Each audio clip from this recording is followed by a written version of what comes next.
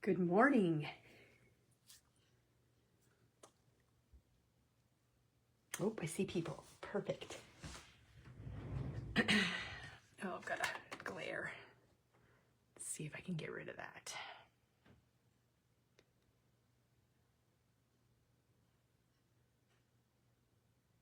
Oh, a little better. Yep. Okay, perfect.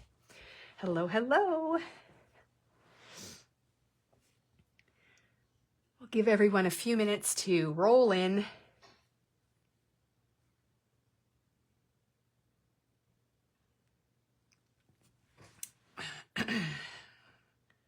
How's everyone doing? Say a quick hello so I know you're here.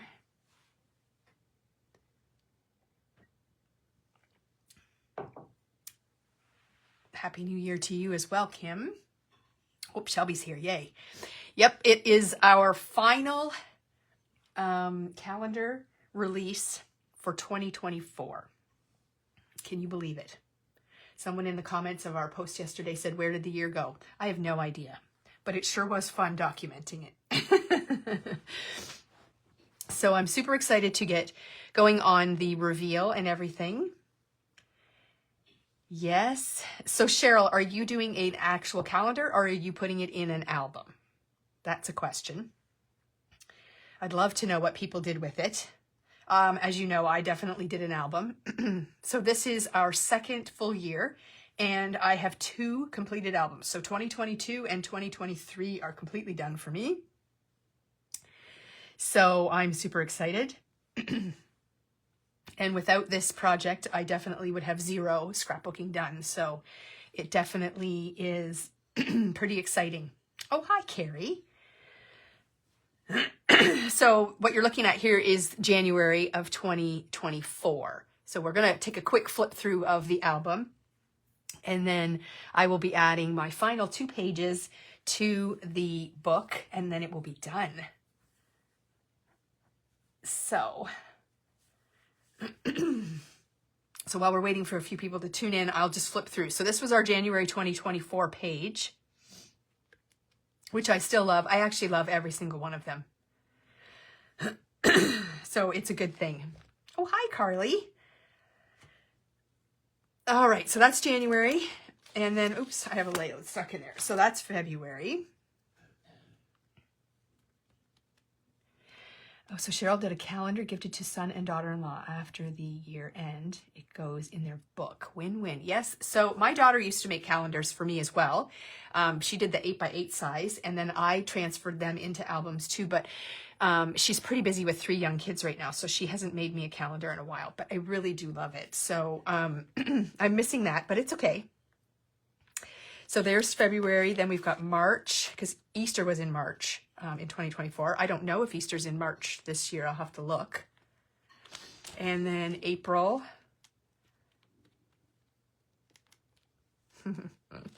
And May. Amanda. So she gives me heck every time she comes over. The calendar that I do have from her is stuck on a month. We don't really use it as a calendar, and sometimes I forget to flip it. So she always flips it for us. So yeah. So this is June, and then July. And August. This was one of my favorites for sure. September. October. Isn't it fun to flip through them all and see all the great things we created? Oh, I just love them. And November. So that's the last one that is in the book. And you do have just a short period of time to grab November. So if you have not grabbed November yet, it's kind of like last call. So we won't have them sitting there for very long. We don't have many left, but if you do want it, make sure you grab it. And then when I flip, there is going to be where December goes. So I will get rid of the album now. And you'll also notice that the front is blank, but we're going to change that today as well. Thank you, Tanya. I love them too. So I am a scrapbooker at heart. I mean, I love making all of the cards and all the fun things that we make. But when I make scrapbook layouts, that is really where I get very excited. So this project has been in my head for a very long time, and it's just so great to get it out of my head and onto my table and into my albums. Carly says, look how small Livy is. Yes, so I'm actually working a year behind. So starting with our January page this year, I will be starting my 2024 year. The reason I do that is because if I get ahead, I need those pictures to already be taken so that I can continue. So I'm actually a year behind, but you can jump into this calendar series and scrapbook whatever year you want. So if you're just thinking that this looks like a lot of fun and you want to start scrapbooking, it's definitely doable. And you can even start halfway through the year. It doesn't have to start in January. So it's super fun. And we're all having a great time with it. So let's unveil December's page. So I saw this release from Simple Stories, and the one paper in it really jumped out, and I thought, oh, I have an idea. So I ordered the paper back in July, and I'm just going to show you this part. I ordered the paper back in July, and it has been sitting in a box for quite a while. And so when I pulled it out, almost 5 months later, you know, those ideas have sort of fallen out of your head, and anything can happen. But it did kind of come together the way I wanted it to. So this is the calendar part of the layout. We are using the Simple Stories, let me tell you what it's called, Santa's Village Collection. So this is the calendar side, and I'm going to reveal the layout side. So the paper I chose had a big, huge snow globe on it. And I thought to myself, I want to make a real snow globe and turn it into a like life-size snow globe and put pictures in it. And, you know, yeah, that was my idea. So I think it worked out really well. And I'm super excited to share it with you. So my picture and the scene, most of the scene is actually underneath a piece of acetate. So the acetate is optional. It is an add-on this month, so you don't have to have the acetate in order to complete the layout. But I decided that to put everything underneath the sheet of acetate was what my idea was. Now, I did contemplate putting shaker bits in there as well, but my concern was that they were going to get stuck behind some of the elements that I have in there, so I decided not to. But it's definitely something that you could try. I didn't want to have a failed attempt, so I went the conservative route. And I decided not to, but it's definitely doable. So I'm going to walk you through the bundle and also the add-ons. There's not a lot of measurements this time around. So it's a lot of ephemera and your photos. So in this particular bundle, well, let's just go through that first. Let's get that out of the way. Let's get the bundle over here. So the bundle is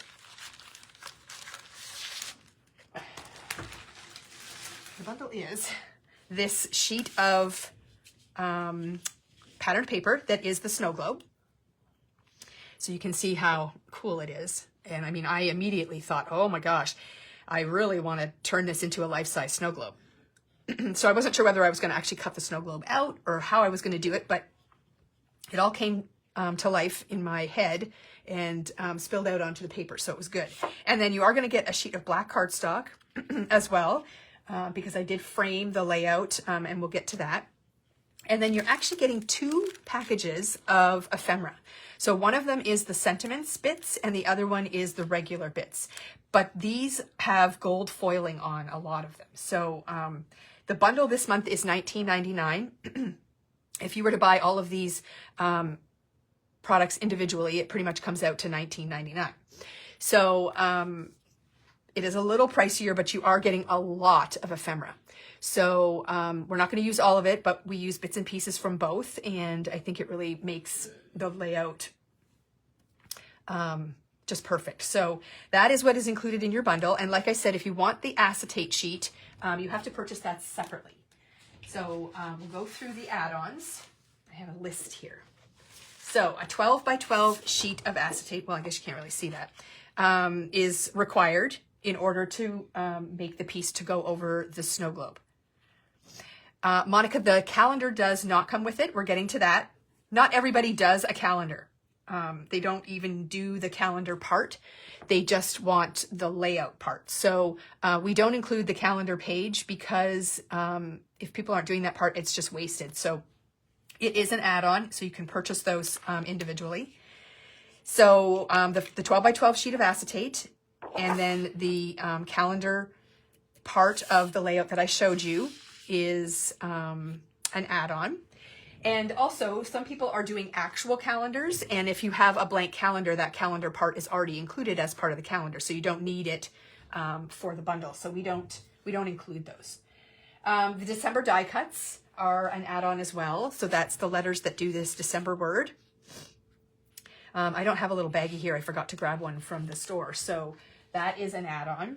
And then a lot of my usual things that I use when I scrapbook is a sanding block, my T ruler to make sure that I get everything straight, because if I didn't have that, who knows? Monica, you can totally start with December. Why not? And you know what? So the beauty of starting in December is you'll notice that our December page is not coming out until January. So if you're actually wanting to do your calendar as a gift, and you want to give it in December, you could use this December page as your final page in the 2025 year. So it's not a bad idea to start in December to just get yourself ahead of the game and be able to be finished in December. Because our, like I said, our December pages don't come out until January. So you're either left, kind of doing something yourself if you want to give it as a gift in December, or if you're doing an album like I am, it doesn't much matter. So there's nothing wrong with starting whenever you want. And then I did do stitching on this layout. That's pretty much a signature thing for me. You don't have to do it, but you'll notice around the outside of the snow globe is all stitched. And then I did add stitching to the base of the snow globe and to the bow. But again, those are all optional. You don't have to stitch if you don't want to. I love the stitching options, and I love what it does for the page. But that is entirely up to you. So the needles for stitching, a piercing tool to pierce the holes, and I use this retractable one from Tim Holtz, and that does the job for me. And then also you'll need a piercing mat of some kind to pierce holes into your paper. You just need something cushiony to pierce into. I've had this one for a really long time. We are, I think, sold out of our piercing mats, and the one that we did have, we aren't able to get anymore, but we do have another source. So that will be arriving, but not for a little bit yet. So a piercing mat is helpful. And then also you'll need floss for stitching. So there's white floss, red floss, and black floss. And we have those all in the add-on section for our December calendar series. You'll find all of these things there. So that is the floss. And then what else? There are a few add-ons that I did in the way of dies. So the snowflakes, I'll show you the paper. The pattern paper comes with these dots already on here, but I switched them up to actual snowflakes. So I just covered the dots that were there with these snowflakes, and that is using the Tailored Expressions snowflake confetti die. So it's just a small die. It's one die, and when you run it through, you get all of the snowflakes. And it's one that I grab for quite a bit. It's great to mix and match with larger snowflake dies that you might have. And I just cut out a few here so you could see. This is it cut out twice. So each time you cut it, you get 2 of each snowflake design. So I cut it twice and I got 4. But it's a great little set. and we have it on pre-order right now. We have already ordered them, but they haven't arrived yet. So you can pre-order them, and we will add them to your order when they arrive. If we oversell from what we've pre-ordered, we will definitely, like, I'll be watching that. I'll know today how many people are going to pick it up, and then I can put an order in right away. That one will likely take a couple of weeks to arrive. So definitely do the pre-order option if you know you want them, because if we find we're not selling tons of them, then I'm not going to reorder anymore. So if you're just sit there in the silence, it might not come in for a while. So definitely speak up if it's something that you want, or get on that pre-order list for sure. So that's the one thing. And then the other thing that I love using and recommend are the tiny diamonds from Tailored Expressions. We use these a lot on our card projects and throughout our scrapbooking journey throughout the year. They are the perfect size, and they're the perfect colors. So there is a pastel set and a bold set. Now I used some from both in order to match the colors in the paper. You could choose one over the other, but I'm often finding that I'm grabbing them from both. And there are 9 little jars inside this container, and they will last you a lifetime. There is so many little gems. They can be used in shaker cards too, so they're really fun. And I used those tiny diamonds. You'll take a close look at my little gingerbread house there. I actually used the tiny diamonds on the dots that were already on the house. And then I used stickles on there as well. Sorry, we're getting a bit of a glare from the light, but it's a fun little accent. And then I also used, nope, that's the only place I used them, right there. Yeah. So that is where the tiny diamonds are used. And then I also used stickles. So stickles is a great way to add glitter, and it's like glitter glue. And any of the clear options that we have are going to work fine. I don't know if the camera will pick it up because it's underneath the acetate, but all of the white areas on the gingerbread house, I used stickles. So they're sparkly and glittery. Looks like a real gingerbread house. I also used stickles on the dots on this ornament. And did I use any on this side? Oh yes, on the present. On this one here, on the white dots. So you just kind of put a little drop on there, and it gives a nice little sparkle when it dries. It's amazing. So we have, there are lots of clear options. I believe we put the diamond one and maybe one other one in there that we had in stock. And then we've got diamond on pre-order as well. So if we do sell out of the diamond, we've got the diamond one as pre-order. Is the acetate photo safe? I have no idea. I don't know if there's any acid in acetate, but we use it all the time for shakers, and I don't know. I can't answer that question. I'm sorry. I don't know. But yeah, I'm not going to worry about it. I think for as long as my scrapbook is around, it'll be fine. It'll be fine for me. So what else do we have? Oh, and the other thing I used was, you'll notice, well, maybe you didn't notice, I used a square photo, and in the very background, I have a mat below my photo. There's actually 2 mats. One is just a plain square. The other one has stitching on it. You can see it kind of up here. So that is a stitched square die from Lawn Fawn. And there are a number of options. You can get the small and large sets of squares that have different size dies, and they cut out the square with the stitching. So either one of those would work, just depending on how big you want your square to be. Or you can get the outside in version of the squares, and that will work as well. So I think we have the outside in version up on our extras set section there. So I actually cut the outside in one out because I wanted to show you what it does. So the outside in version is a good one because it, Graphics Cloud is acid free, making it perfect for book. Okay, perfect. Thank you, Shelby. She looked that up for us. So apparently it's acid free. So you don't need to worry about it deteriorating your photos over time. So that's good information. Thank you, Shelby. Okay, so back to this. So the outside in, when you have a regular rectangle, it just cuts out the mat with the stitching. That's it. But with an outside in, you'll notice that the die has the cutting blade in the middle, and then there's stitching on either side of it. So when you put this on your piece of paper like this, and you cut it out, you get your square that has the stitching on it, but you also get the window that has stitching on it as well. So if you're thinking beyond your layout for other purposes, then definitely consider the outside in option, because as you can see here, this could be a card front, and I've made a really cool window in the front of it with the stitching option as well. And then this is the piece that popped out of the center, which would be the piece that I would use on my layout. Now this one is a small one. If you use the largest rectangle in the set, it would definitely do the same thing that I did on my layout.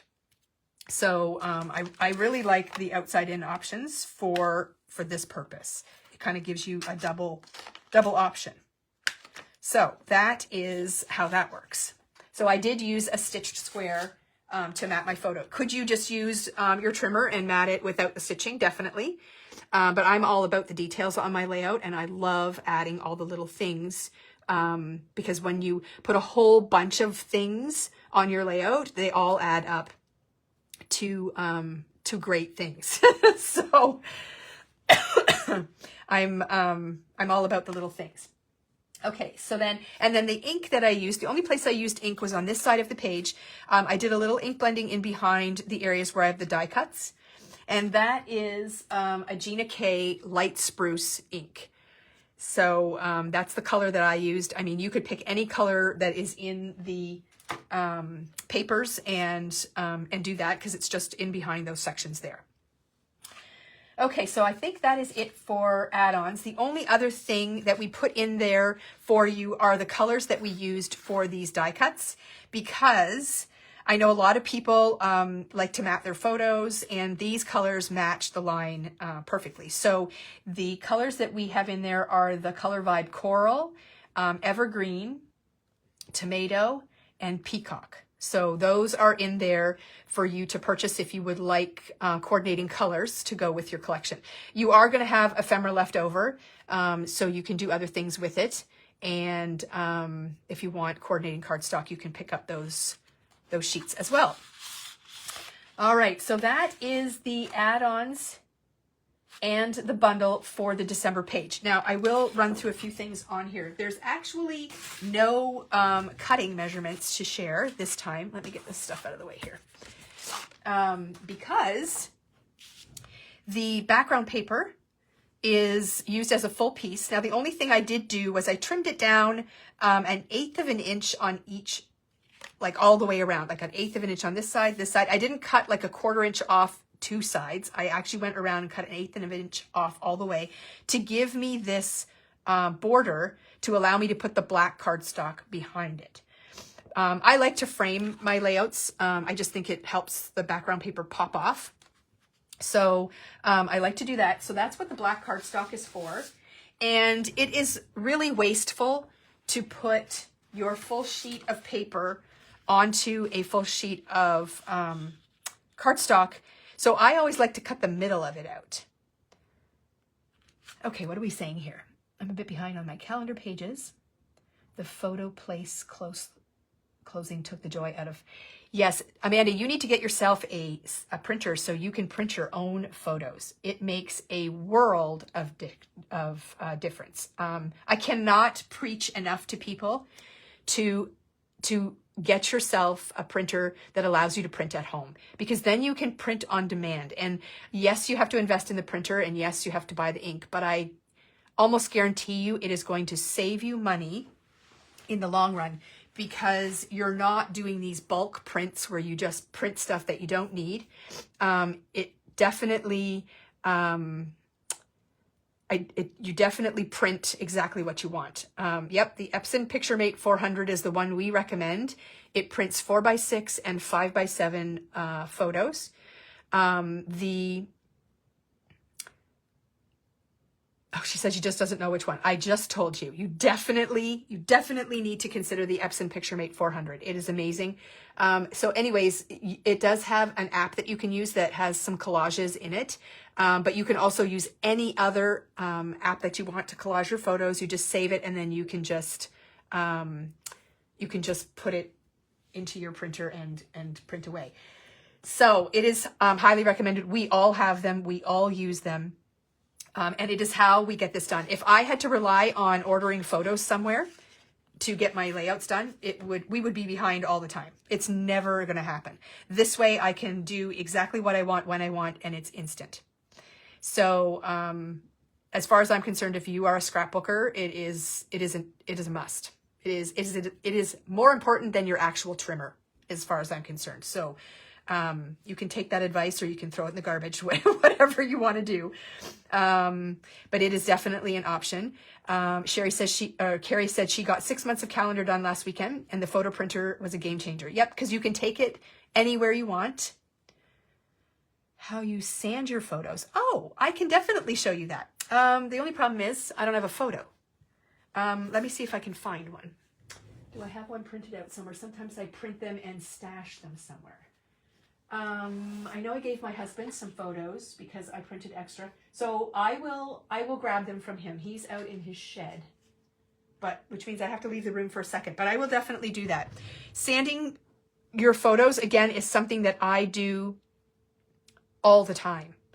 I feel like, again, it's one of those little extra things that you can do that doesn't cost a lot of money and doesn't need any fancy tools. And,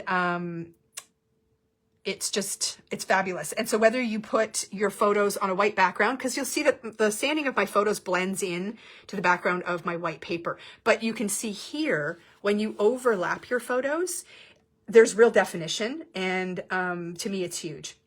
And then obviously, if you put your photos on a darker paper, it will make them stand out as well. So I will run through quickly how to cut the center out of your large sheet of black, because if you're tuning in for the first time, you might not know. It looks like we've convinced Amanda to buy a printer.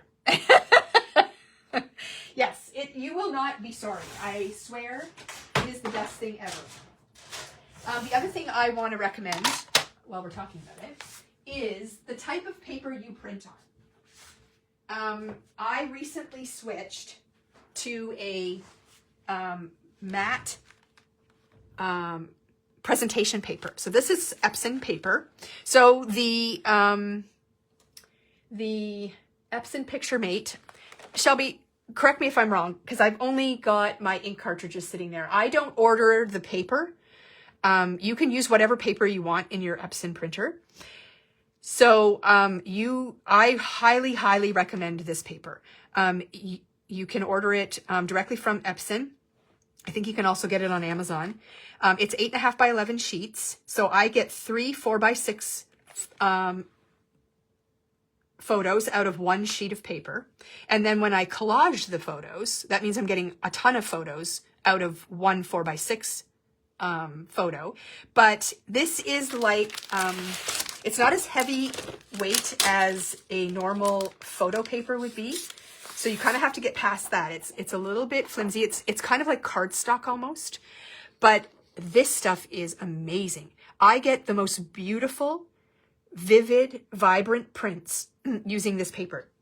It is a game changer for me. I don't like a glossy print. So if you like a glossy photo, this paper is not going to be for you.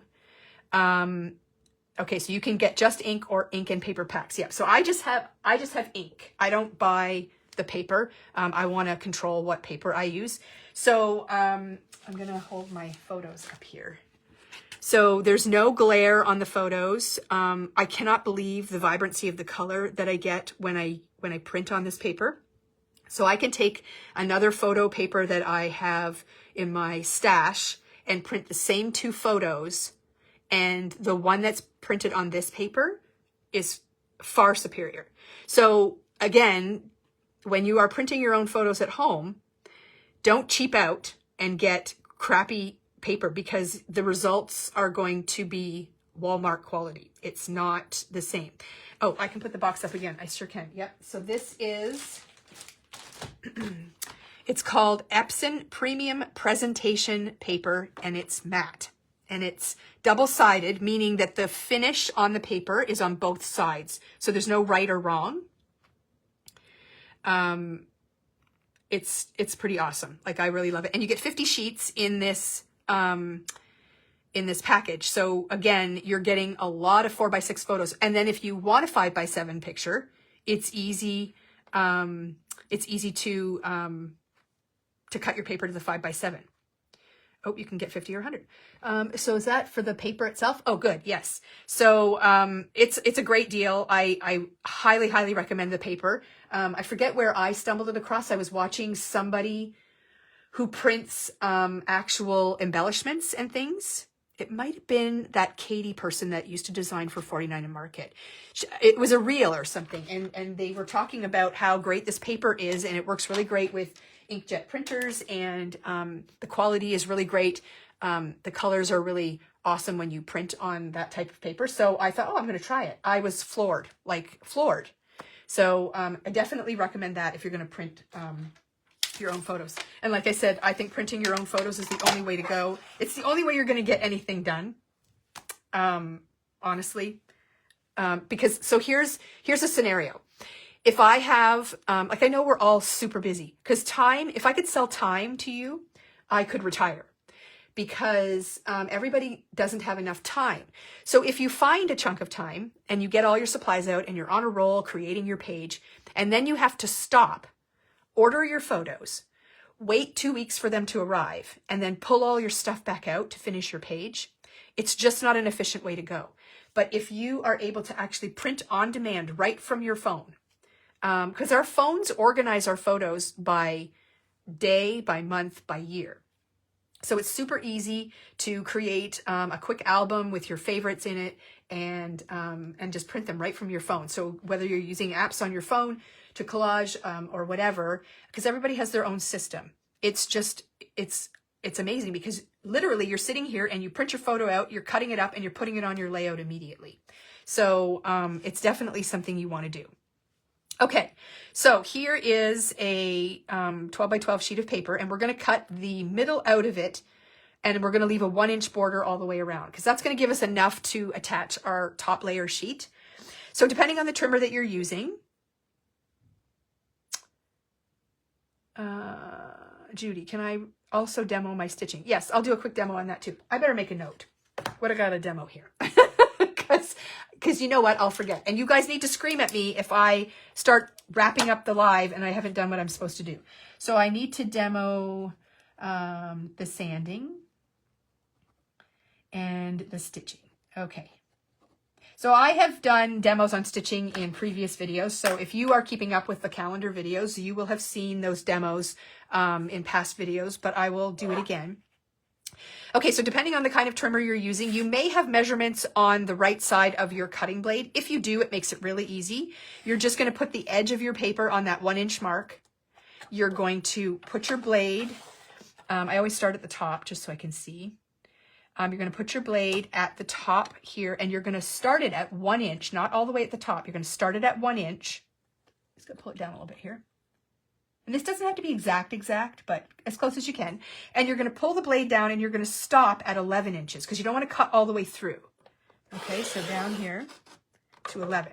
So when you look at the cut line here, you see that it stops and starts 1 inch in from each side. So then you're going to take your paper and rotate it. Now, if you don't have cutting on this side, you're just going to measure backwards. So you have a 12-inch paper, you're going to slide it backwards until you get it to the 11-inch mark. And that means it's hanging over 1 inch on this side, okay? And again, same process. You're going to start at 1 inch, and you're going to come down and stop at 11, okay? And again, now you can see that that's popped out. Now, if for some reason your pieces don't intersect, you can just cut with a pair of scissors. You're not going to see that anyways.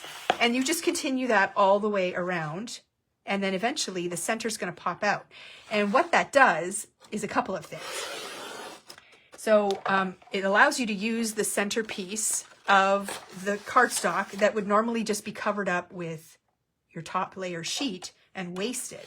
So I'll show you how much cardstock you're going to have there. So, see, mine didn't intersect exactly, but that's okay. It's because I can't get my head right over it. So this is all now usable cardstock. So we can set that aside, and you can use that to mat photos. You can use that to cut things out or whatever. And you're left with this frame, which then you're going to take your sheet here. And after you cut 1/8 of an inch off all the way around, this will nest right on top, and you will end up with this. So see how I have that border all the way around? And if I flip this over, you will see that that's what it looks like.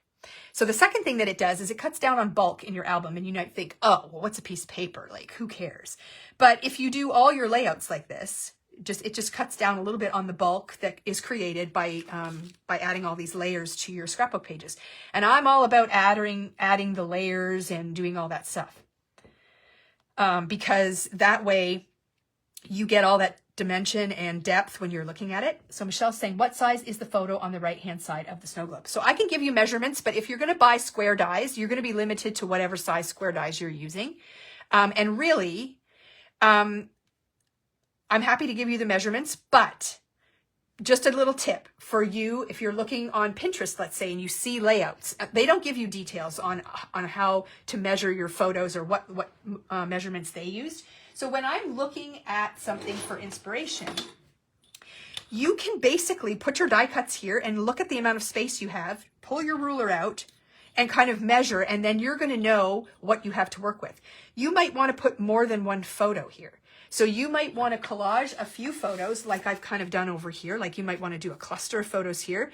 And then it doesn't matter anymore what size my photo is. Really, when you're doing your pages, you have full control. This is your scrapbook journey. You get to choose what you want to do. Just because I did something like this doesn't mean that you have to do something like this. For me, so every year my husband and I take this exact photo. And it's kind of fun because each year it comes up on my Facebook memories because I always post it. And we can see how much we've aged or how much cooler we got. Because it's really fun. Or you can see that I wore the same shirt 3 years in a row on Christmas Eve. Like, whatever. It's just something that I do. So I really wanted that one photo to be my thing. But again, you can kind of customize this the way that you want it to look, because sometimes people don't want to just put one photo on a page. They really want to put more pictures. But just so that you do know, the back layer of my matting is 4.5 inches and it's square. Okay, so that is the amount of space basically that you have to work with. And then you just build up from there. So then the mat that I put behind my photo is a little bit smaller, and then my photo is a little bit smaller still. But I'm really trying to encourage people to try to figure these things out a little bit on their own, because it's a helpful tip. It's a helpful tool for you to have to be able to do that. I'm not going to give you all the measurements for the photos on this side of the page, because I've collaged them. I can't even tell you which collage I used. It's kind of a gamble. And you're going to see when I show you my title page, how much of a gamble it really is. But every single time it works out for me. Every single time. I knew I wanted a larger photo here because that's our family photo. But the other ones, I basically just collage and I work with whatever spits out on the printer. And I'm able to make it work. So I want you to get confident using that collage function. And just piecing it together the way that you like. And sometimes you might waste a print here and there, or you might only use 3 of the photos that you've collaged on that, because I always have a few extras. But again, it's one print and you're getting multiple photos, so you do have a little bit of room to gamble there. So to answer your question, the back mat is 4.5 inches square, and then you can build from there. But really try to use those tips, because when you're looking at layouts that are already completed, just try to break the background into sections and think, how much space in a 12 by 12 layout is that actually taking up? And then you can kind of work backwards. Oh yeah, there's no way for us to get the collage perfect every time. You pick a collage and go for it. It might not look the same, but it still looks awesome. It does, because your page is not going to be next to my page when you're looking at it in your book. And you have to do what works for you, because we're not going to have the same photos either. It just doesn't work out that way. Okay, so that's how you do the frame to cut out that piece of black cardstock. Okay, and you may choose on your layout to mat your photo in a different color. Like I used the white, but you might like to pull in the red, the tomato cardstock that we used. It's perfect. And yeah, so you can play around with the color that you want to use, but I used white. We didn't include white cardstock in this package, but most people have white cardstock in their stash, so feel free to do whatever you like. And I usually don't mat the photos on my calendar side. I sand the edges and I call it a day. But you can definitely do that. I just think that sometimes it starts to make the page look a little bit heavy. So, and especially when you're using so many pictures. So I try not to do that there. But that's not always the case. So I don't like to be restricted to what I do and don't do. Okay, so do I have to tell you anything else? Okay, let's go through some of the things that I did on this side of the page here. So underneath the acetate is all of the snowflakes. So I, again, cut them out using that die, and I just adhered them right on top of the dots that were already there. I also filled in some of the areas with the gold stars that come in the ephemera packs. So here you've got lots of options. Both packages have gold stars in them and they're foiled. So I just kind of filled in the spaces, and you do have a photo that comes with your bundle that you'll be able to look at and see where I put them. My photo and my matting are underneath the acetate. This whole scene here, so the tree, the snowman, the house, and these two trees are all underneath the acetate.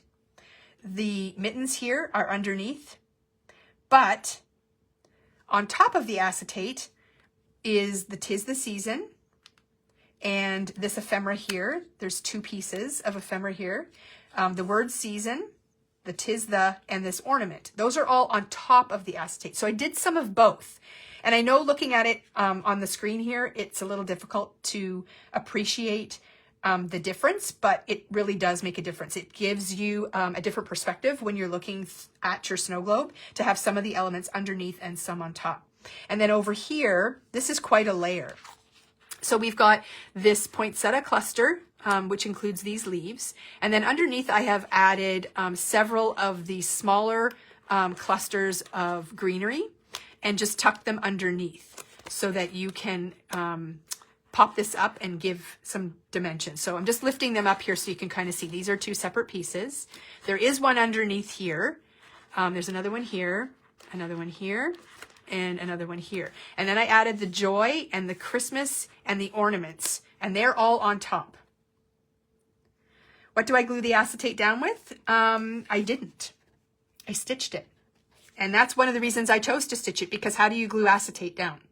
If you are going to glue it down, you're going to put glue underneath where you have the areas of embellishments on top. But I actually stitched it down. So I'm going to show you how I planned out the acetate. But it's fastened on there with the stitching. So then you don't have to use any adhesive at all, and you don't have to worry about seeing it. And then down here at the bottom, this swag and the ornament are also on top. And then the stitching is done the stitching is done after you put the acetate down, because I stitched right through the acetate on the bow. I don't know if you can see that. Let's get it up here so you can have a look at it. And then I also stitched this part here. And we have the skeins of floss available on our online store, so you can just buy those. And I used 3 strands of floss when I did the stitching, because I wanted it a little bulkier, but not too bulky. 6 strands is, in my opinion, too much. It's too chunky and too fat, but I find the 3 strands works really good. So that is all of the embellishments there. And like I said before, I'll hold this up nice and close so you can see I can add the tiny diamonds onto the little cottage. The dots were already there. I just embellished with the tiny diamonds. And then I also added stickles. I'll just rock it a little bit there, hoping that it's going to pick that up. So you can see that it's a little bit shiny. And it really looks like a gingerbread house that you've created and made it all shiny and decorated it up. So that's how that looks. And I'll just give you a nice close-up of the cluster here. So you can maybe see the things that are in behind and then the things that are on top. Just so you can have a look at what that looks like. And then there is the bow at the bottom with the stitching. And then I'll do the cluster at the top here. I just have to wait for my iPad to catch up to make sure I'm centered and I can see, that you can see. Okay, so that's how that looks. So it was a really, really fun page to put together. And like I said, if you want to add shaker bits inside of your globe, just leave the top part open when you're stitching so that you can drop them in there, and then you'll stitch that closed. And then nothing should leak out. I wouldn't recommend pouring like glitter in there because that might leak out underneath your stitching. But any of the sequins and things like that, I don't think that's going to be a problem.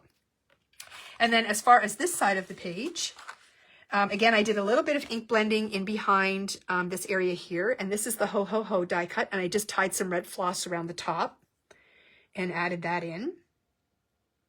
So that turned out really cute and very easy to do. And then this little cluster here, I just sort of made a like 4x6 kind of element using some of the die cuts. And so we've got Santa here, and then I did adhere a little sprig of ephemera on top. Oh, I did add tiny diamonds over here. So see on the tree, the little tree, I added the tiny diamonds. I put a few of the little snowflakes in there and the gold stars, and then I clustered some presents and put the word Christmas in along with the Merry. So that just sort of adds a little bit of interest. And then I added this, this die cut over here as well. So that is how that page goes together. So no cutting of any pattern paper really, except to trim down your background. And then it's just adding all of the bits and things. Okay, so I'm going to take 1 second and I'm going to run outside and grab that photo from my husband. So just go to the bathroom, or get yourself a drink or something, because I do have a title page to share as well. So hang in there, don't leave yet. So I'll be right back and I'll grab that photo so I can demonstrate the sanding.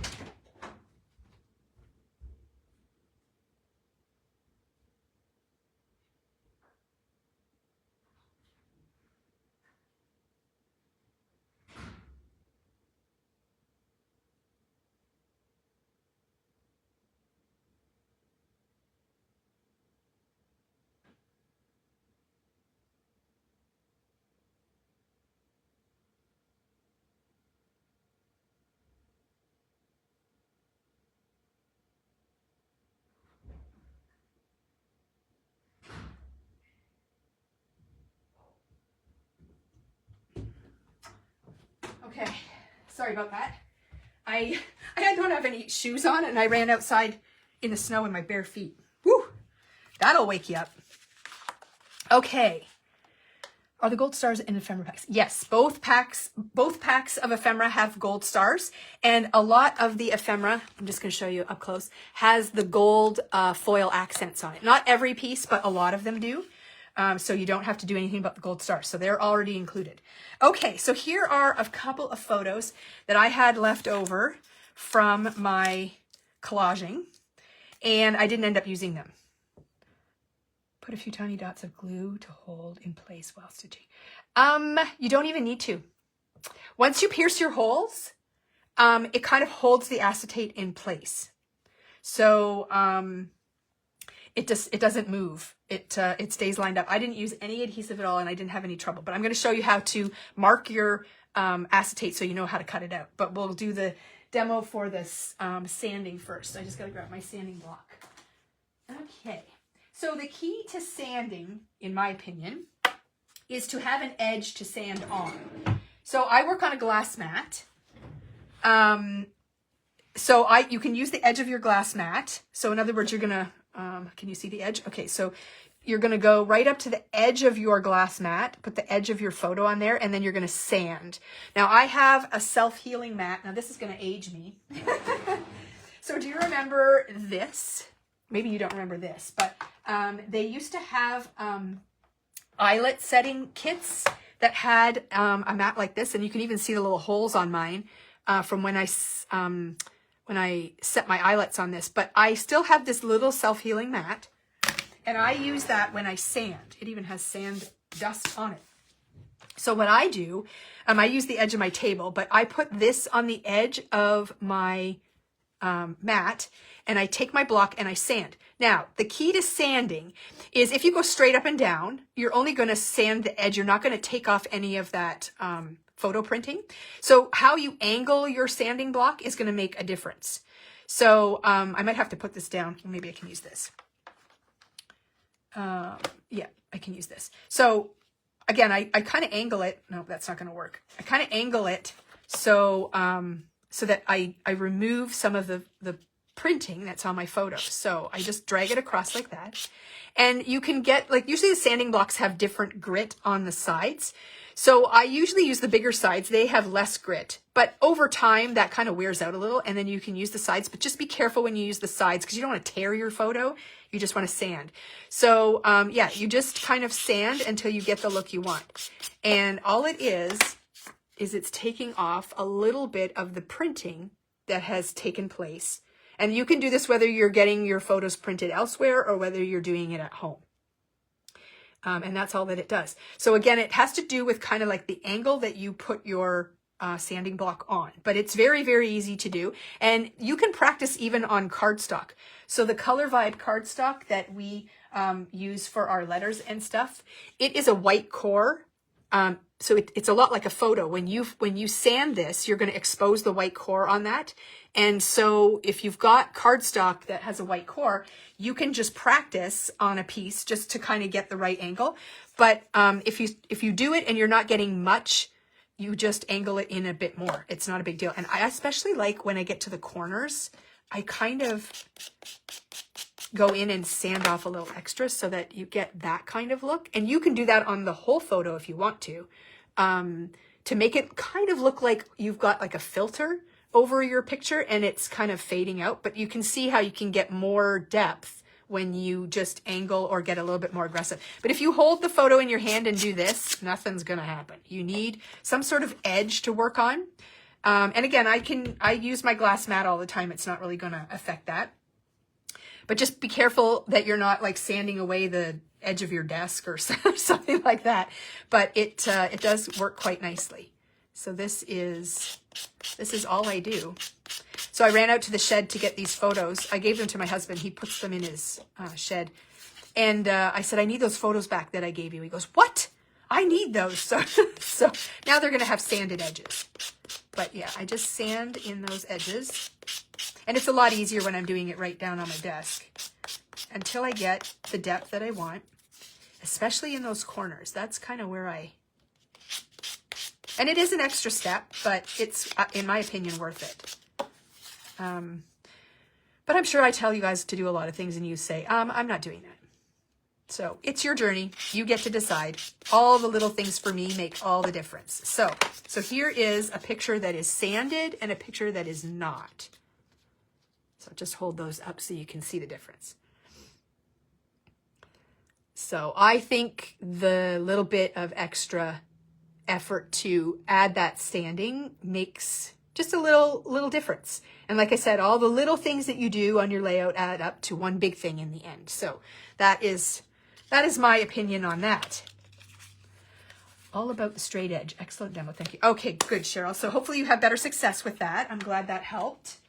And then the other thing someone wanted me to demo was the stitching. So I will do a quick demo on the stitching. Let's get this out of the way. And I'll show you what I do for that. Now, I know that some people don't enjoy the stitching part, but I just love it.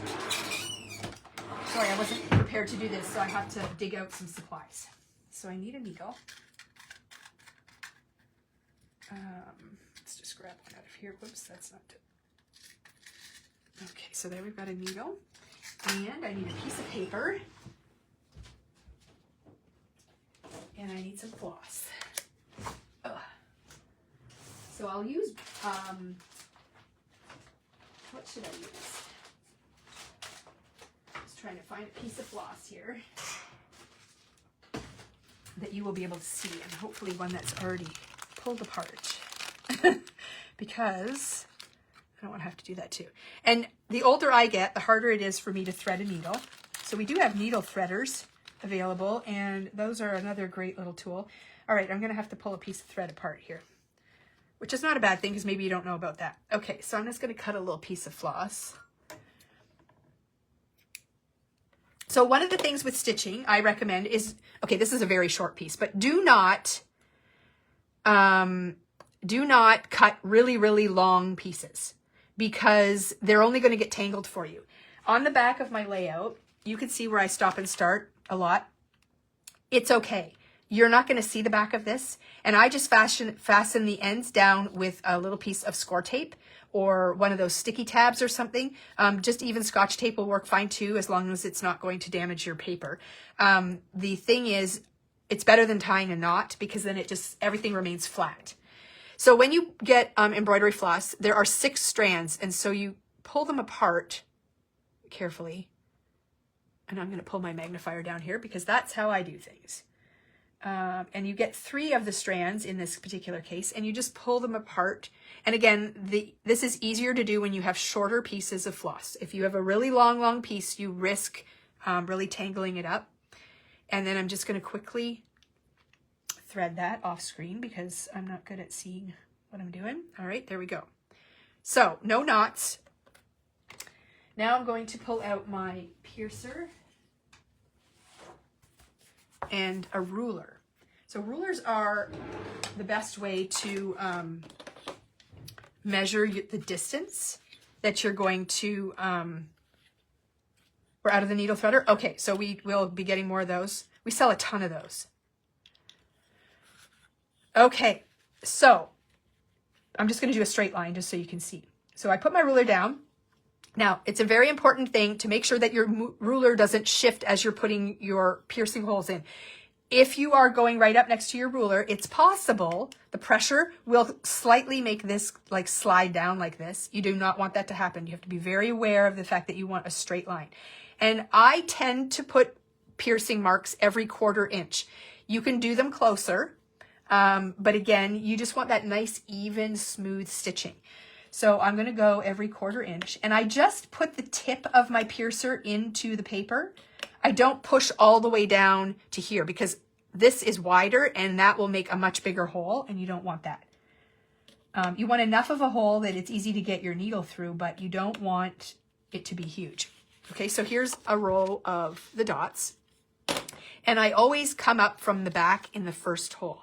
Okay, so up from the back, and you pull it through, and this is where you're going to use a little piece of score tape or something to fasten that end down. I don't tie a knot because that creates a bunch of bulk, especially if you're stopping and starting a lot. So I just fasten that on there so it doesn't go through. Okay, and then we're going to go down the second hole. So now you've got 1 stitch. So you're going to come up the 3rd hole, but you're going to go back down the 2nd hole. Okay, and that creates the next one. And then you're going to come up the 4th hole and back down the 3rd hole. So this is called a back stitch. So that's going to give you that, it's kind of like a loop that you do.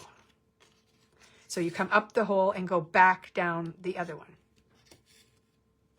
And you can pierce anything you want. So when you did the bow, when I did the bow, just let me finish this row here.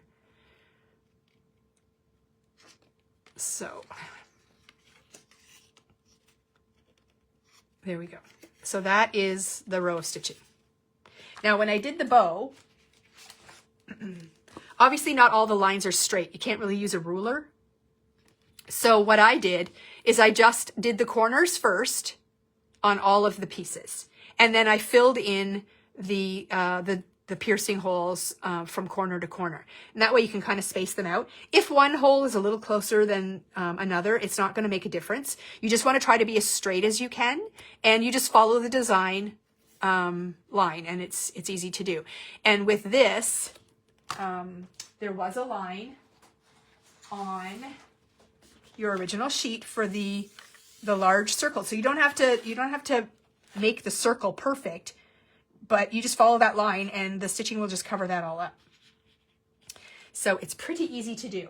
And Judy, there are videos, if you just Google how to do a back stitch with embroidery floss, you're going to be able to watch videos. Like there's videos out there for everything. So you can definitely do that. So yeah, so for this, it's easy because you don't have to make sure you get that circle right. Now, as far as doing the acetate, this is what I did. I don't know if there's a better way to do it, but this is what I did. I took my sheet of acetate and, okay, I'm going to cut off the barcode on this paper, and I'm going to use my guillotine trimmer because I don't like the drag on a regular blade. So just give me a second to cut that barcode off. I'm just doing it off screen because my trimmer is big. Okay.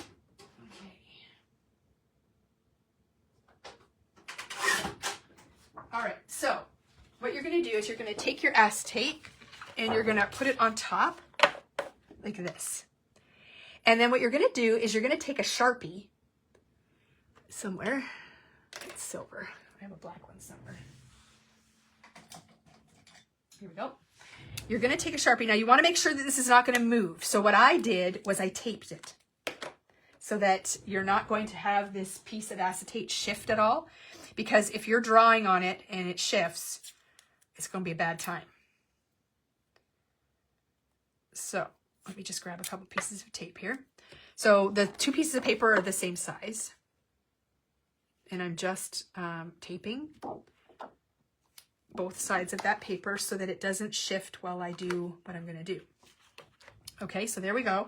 And you're going to take a Sharpie and you're going to draw on the outside of that white line.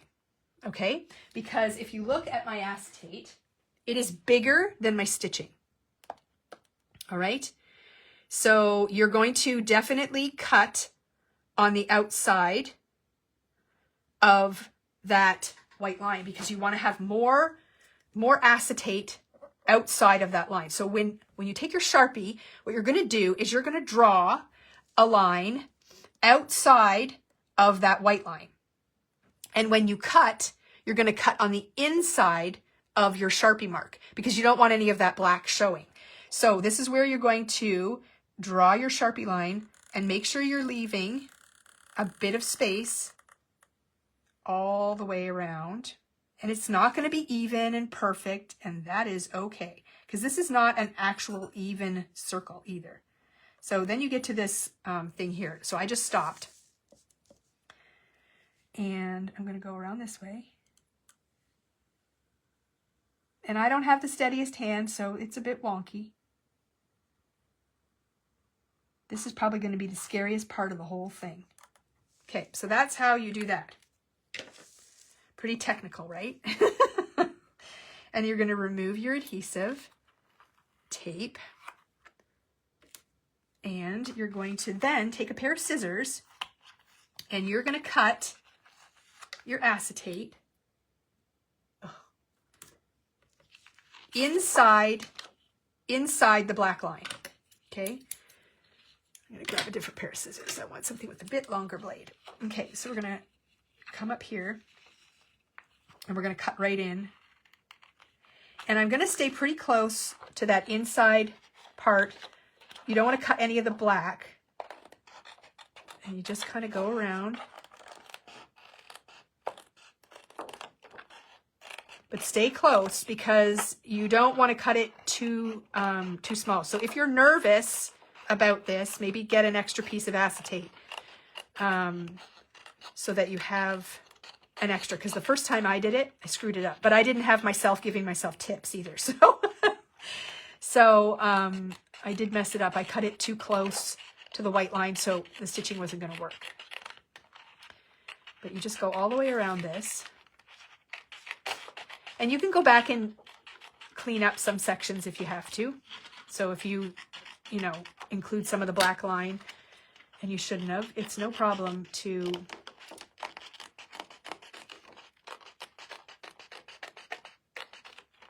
go back and clean it up. Because sometimes you lose track of where that black line is. There it is. Because it's clear and it's tricky. So now I've got right up to that area where the base is. I'm just going to do this side.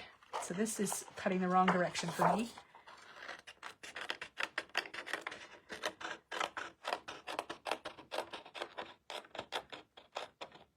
Okay, so this is the scary part down here at the bottom. So I'm just going to place this on here again, just to get an idea of where that's fitting. Ooh, that's going to be perfect. This is Amanda's, so I always stress when I'm cutting hers. But that's perfect. And then I'm just going to freehand this because it doesn't really matter. I mean, as long as you stay low, you're going to be good. And you're cutting that black off anyways. All right, so then we're just going to continue going around.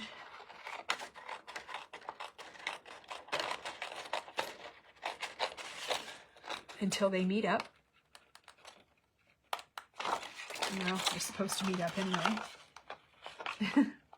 Okay, there we go. So this is all garbage. And then you have this piece, and you're just going to place that on there. And you might have to rotate it a little bit to get it to fit perfectly, because depending if you've turned your paper all around. But once you get it on there, as long as the white line is inside your acetate everywhere, you're good. And this is why you want to cut 1/8 of an inch off every side when you trim this down, because you don't have a lot of room up here, and you want to make sure that the snow globe is still going to be centered. So that way, you know, your snow globe is still centered. But that's how you do that acetate. And then seriously, what I did was, I lied to you, Shelby. So I actually used some tape, and I taped my acetate in place to do the piercing and to do my stitching, because then it won't move. But then you can take the tape off. So you're not putting actual glue anywhere. You have a little bit of a window there to put that tape on there. And I wouldn't leave your tape sitting on your paper for days. So like if you start stitching, maybe tonight, you don't finish it till Monday, I wouldn't leave this tape sitting on your layout for very long, because it starts to really tack up and then it's bad. I know I lied. I'm so sorry. I just remembered what I did. But yes. So yeah, so that's how you do the acetate. So it's really easy and such a fun element. So I'm just going to bring my layout back on so you can see the finished product. But I am just so thrilled with how this turned out. And to me, this is frameable. Like I actually have a couple frames in my craft room. They're from Doodlebug. They're the shadow box frames. And I put my favorite layouts up there so that I can look at them for a while. But I know this is going to go in my book, so it's going to be great. Okay, so anybody have any questions regarding the December page? Because we're going to move on now to something different. I have had a lot of requests. I did a title page option last year where we did a little bundle. I did not do a bundle this year, but I have some great inspiration. Yeah, they would be really great to display at Christmas. So fun to pull layouts from the past out, because it generates a lot of conversation with your family members. They may not seem like they care too much about the scrapbooking that you're doing, but I have, I was gonna say I have young boys. They're not so young anymore. I have men as sons, and they really do pay a lot of attention to what I create and how often they're in the layouts. And my youngest son is realizing that I don't have a lot of photos of him because he's kind of, he's shy and quiet. And so he's not out there like everybody else is. And so I don't have a lot of pictures of him. So whenever I'm crafting, I always send pictures. I said, you made the page, you made the page. And they love knowing that they're in the page, and they love looking back on the older photos and how much the grandchildren have changed and all that kind of stuff. So to display them at Christmas is a great idea. Okay, so it doesn't look like anybody has any questions. Okay, so we're going to move on to phase 2.